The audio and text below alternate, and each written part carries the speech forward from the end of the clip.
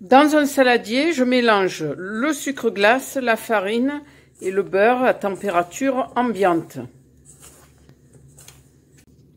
J'ajoute le lait,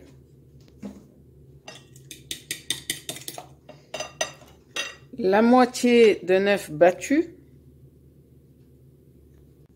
sans oublier l'extrait de vanille.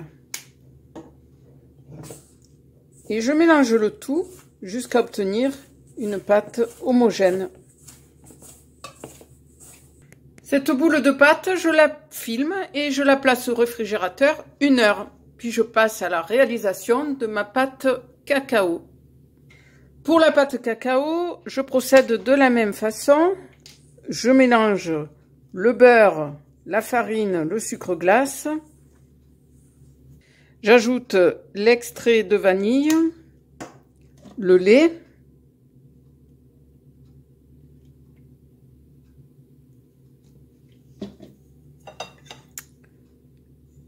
l'autre moitié d'œuf battu,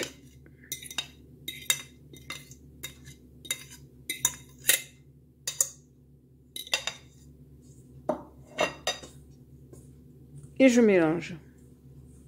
Sur mon plan de travail fariné, j'étale mes 2 pâtes.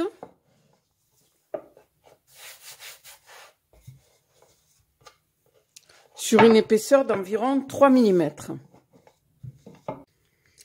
Je détaille des formes à l'aide d'un emporte-pièce en forme de fleur, des formes que je viens placer sur une plaque de cuisson anti-adhésive.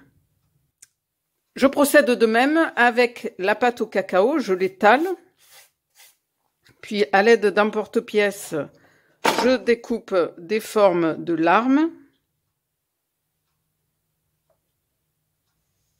Je façonne ensuite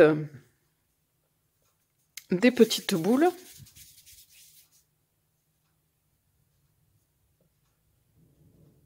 De la taille d'une noisette à peu près.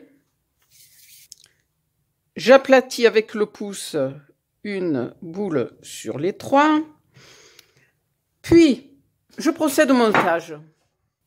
Je dépose en appuyant un peu mes éléments. Des yeux en sucre et les pâtes. Et le tour est joué. Voilà, je n'ai plus qu'à enfourner mes petits sablés pour 12 minutes environ à 180 degrés. Alors, je précise tout de même que pour faire adhérer mes pâtes colorées sur la base, j'ai mouillé le sablé. J'appuie ensuite légèrement et puis voilà, le tout tient bien. Alors bien sûr, on peut remplacer des yeux classiques par d'autres formes de sucre ou des pistoles de chocolat noir tout simplement.